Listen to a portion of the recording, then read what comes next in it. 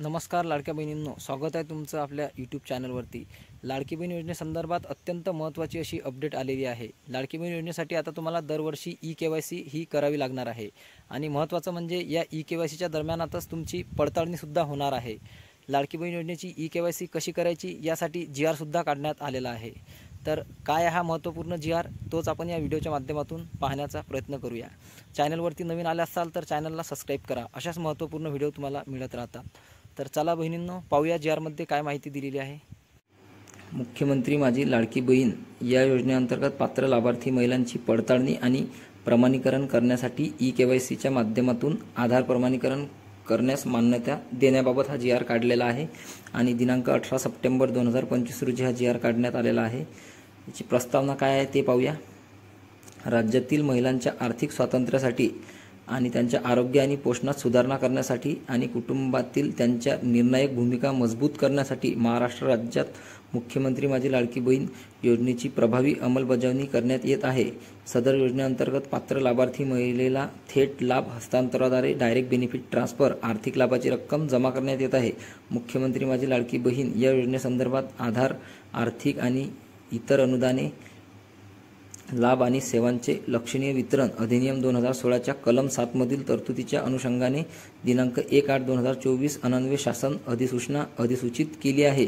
सदर अधिसूचनेनुसार मुख्यमंत्री माझी लाडकी बहीण या योजनेअंतर्गत लाभ घेण्यास पात्र असलेली व्यक्ती आधार क्रमांक बाळगत असल्याचा पुरावा सादर करेल किंवा आधार प्रमाणीकरण करेल असे नमूद केलेले आहे। माननीय मंत्रिमंडळाने घेतलेल्या निर्णयानुसार दरवर्षी जून महिन्याच्या या योजनेतील लाभार्थ्यांना ई-केवायसी करायची आहे। म्हणजे मुख्यमंत्री माझी लाडकी बहीण योजनेचे जे लाभार्थी आहेत त्यांना जून महिन्यामध्ये दरवर्षी ही केवायसी करावी लागेल। महिला व बाल विकास विभागाची सब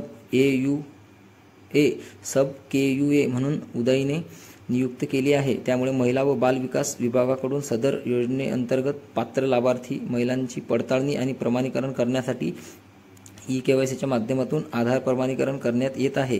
त्या अनुषंगाने मुख्यमंत्री माझी लाडकी बहीण योजनेच्या वेब पोर्टलवर ई-केवायसीची सुविधा उपलब्ध करून देऊन सदर योजनेअंतर्गत पात्र लाभार्थी महिलांची पडताळणी आणि प्रमाणीकरण करण्यासाठी ई-केवायसीच्या माध्यमातून आधार प्रमाणीकरण करण्याची बाब शासनाच्या विचाराधीन होती। आता शासन परिपत्रकमध्ये काय दिलेलं आहे ते पाहूया।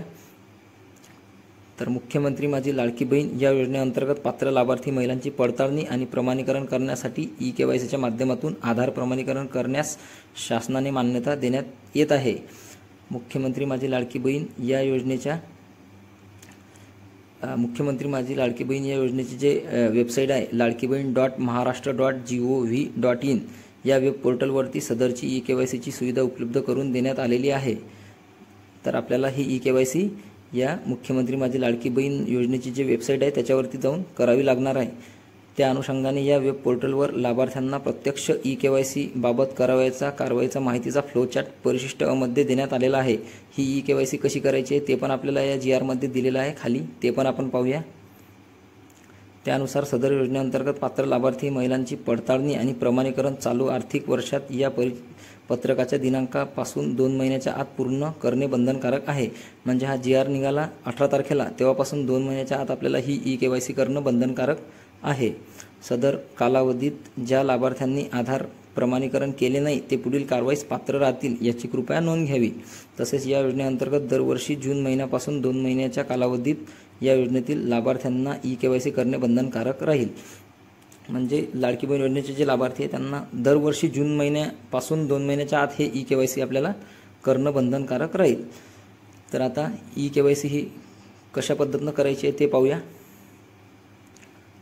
ई-केवायसी करायची जे पद्धत आहे ते पण पाहूया कशी पद्धतीनं करायची आहे ती। तर ladkibahn.maharashtra.gov या वेबसाईटवरती यायचं आहे आणि मुख्य पृष्ठावर ई-केवायसी बॅनरवर क्लिक करायचं आहे। ई-केवायसी फॉर्म उघडेल। लाभार्थी आधार क्रमांक व पडताळणी संकेतांक कोड कॅप्चर नमूद करावा। तसेच आधार प्रमाणीकरणासाठी संमती दर्शवून सेंड OTP बटनावर क्लिक करा। आपली ई-केवायसी या आधीच पूर्ण झाली आहे की नाही ते तपासले जाईल। याच्यावरती आता आधार क्रमांक टाकल्यानंतर आपल्याला OTP हा सेंड करावा लागेल आणि OTP टाकल्याच्या नंतर आपली ई-केवायसी पूर्ण झाली आहे की नाही हे तपासले जाईल। ई-केवायसी आधीच पूर्ण झाली आहे असा संदेश प्राप्त होईल. जर आधीच ई-KYC झाली असेल तर आपल्याला ई-KYC प्राप्त आधीच झालेली आहे म्हणून असा संदेश दिला जाईल. आधार क्रमांक लाभार्थ्यांच्या मंजूर यादीत आहे की नाही ते तपासल्या जाईल. आणि नंतर आधार क्रमांक मुख्यमंत्री माझी लाडकी बहीण योजनेच्या पात्र यादीत नाही, जर नसेल तर असा संदेश दिला जाईल. आणि असेल तर लाभार्थ्याच्या आधार लिंक मोबाईल नंबरवर OTP प्राप्त होईल आणि स्क्रीनमध्ये टाकून सबमिट या बटनावरती क्लिक करावं लागेल.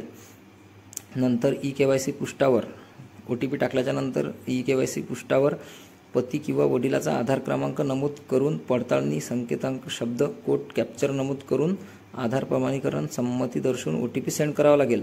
म्हणजे जर आपला OTP टाकल्याच्या नंतर पती किंवा वडील, ज्यांचं लग्न झालं त्यांनी पती, ज्यांचं लग्न राहिलं असेल त्यांनी वडील यांचा आधार नंबर टाकून त्यांच्या आधार नंबरवरती OTP सेंड करावा लागेल.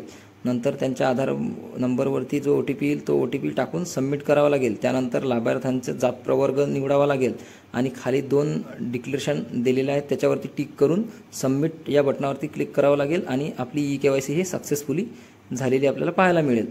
प्रकारे हे ई-KYC कंप्लीट होणार आहे आणि या ई-KYCच्या दरम्यानच तुमची पडताळणीसुद्धा होणार आहे. म्हणूनच तुम्हाला तुमच्या पतीचं किंवा वडिलाचं आधार व्हेरिफिकेशनसुद्धा मागितलं आहे.